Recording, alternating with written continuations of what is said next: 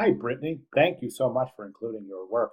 Um, Garden shears for the knife and the fork. I think I have, it starts a fire and planning on any more detail. Yeah, sure, of course, definitely. I mean, this is the initial stage, it's most definitely. Not the best with drawing. I disagree. I think your sketches are gorgeous. Don't sell yourself short, Brittany. I mean, this you're communicating ideas beautifully.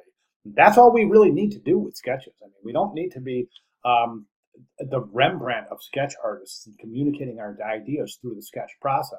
The sketch process is just that. It's just the intent is to communicate ideas. So I think your sketches are great. As a matter of fact, I wanted to comment that this is set up in such a way that it doesn't need any description.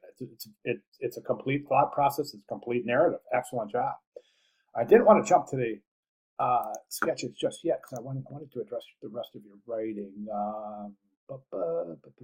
Sold on the direction of my instruct. I agree, and I'm going to talk about that. So I plan on messing around with this more. I'll give you some suggestions and some ideas. I would like to have each design connected through the vines. That's a great idea. That's a great idea. Using vines since he's a landscaper, absolutely. Brittany, this is good work. This is very good work. Let's jump over to the sketches. Okay, so I'm going to reduce the size here a little bit because I'd like these to be able to fit in the window, which is kind of tough. I like to keep my window size kind of small for the recordings. Otherwise, they just take really long time to process and to render. All right, so we start with introduction of the setting, introduction of the characters.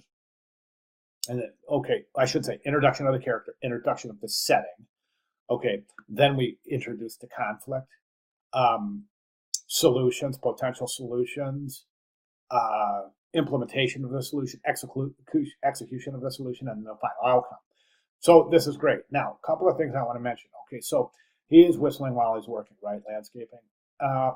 This is an alarm clock, right? So this is indicating, I would use a regular clock.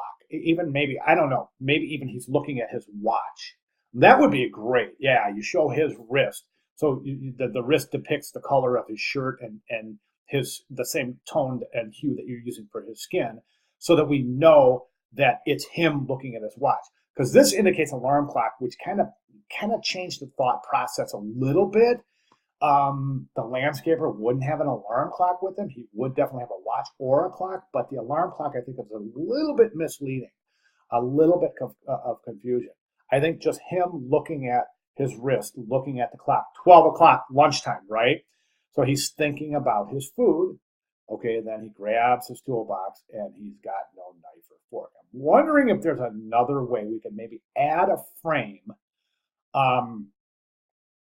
where you show the lunchbox, and then maybe the next frame you show him with this perplexed look on his face, and the thought bubble has the no through the knife, the fork, and the spoon. You see with it, so it's making a direct connection. It's establishing the problem as it relates to the main character, as opposed to just indicating a problem, right? So think about that.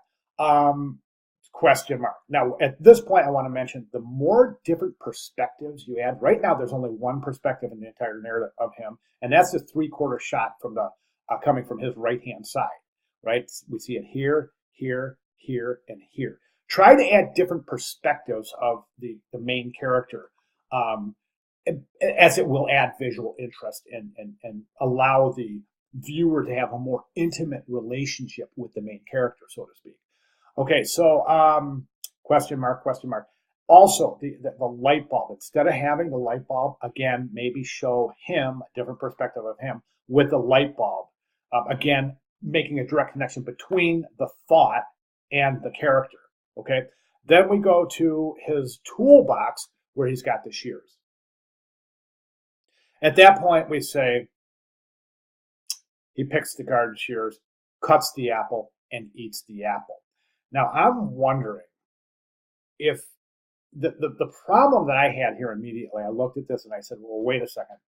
I mean, we mostly eat fruit with our hands and just take a bite out of the apple, right? So I'm not sure. Maybe if you could introduce a different kind of food or even a different tool, maybe a little boy, those little kind of garden forks. It's those those things that you use to kind of rake through the garden. They're just miniature. They got 3 or 4 claws that come down like that with a handle. Maybe that could be his fork, and maybe a little hand saw could be his knife, and you could show him actually cutting some pieces of chicken or something. Do you see what I'm saying? So think about that and think about that because right now it just this lost me right here. And I'm just being honest with you. This lost me a little bit because I'm thinking, okay, but why wouldn't he just use his hands? He's got a banana, an apple, and a pear. So what? I mean, don't we just eat those with our hands anyways? Do you see what I'm saying? So if we add like those like the chicken leg, which is really super fun and easy to illustrate. So then you could show him with the different utensils. And I'm not saying to use that little garden hook thing and a little saw, but try to think of utensils that would be more indicative of a knife and a fork. We could actually show him cutting the food and using something to eat it. Do you see what I'm saying? And those are just suggestions. I mean, if you feel strongly about this, stick with it. Now, we talked about the shape, right? So the shape of the frames, that in the examples we have, these are the circle shapes, and then over here is this is a neat technique where there are no shapes containing the illustrations, but there are shapes behind the illustrations giving it depth. So that's an interesting concept right there, and one that maybe think about that. Right now, as far as the shapes go, I think that okay, the clock is circular, so you do have a connection between one of the frames and the shapes of the frames. So that's good. So circles will work, right? Okay, the flow, the flow is interesting. I think the flow is fine right through here, but this just kind of goes in a weird way, kind of random a little bit. It's okay. I mean, it's not bad. You've got the vines connecting it. The viewer's certainly going to follow this. Maybe consider going clockwise or counterclockwise, spiral into the middle, like we see in this example. Clockwise, spiral into the middle. Think about that. Or it's not too bad at all. I think that, I mean, this will work. This will work. I mean, as long as you have those vines connected to frames, I think you're good to go. So if you want to keep on working with the shape of the actual frames in the narrative, please, by all means, do so. Okay, at this point, this is what I want you to do. I want you to think about what I've said. I want you to see if it makes sense to you. If it does, start employing some of those differences. And the most important thing at this point is to let me know if you have any questions and to keep with me throughout the process. So please don't hesitate to let me know if I can clarify anything or if you have any questions at all. Okay. So at this point, I'd say, yes, I'm looking forward to seeing this, definitely. So thank you very much, Brittany. And again, questions, please don't hesitate. Thank you very much.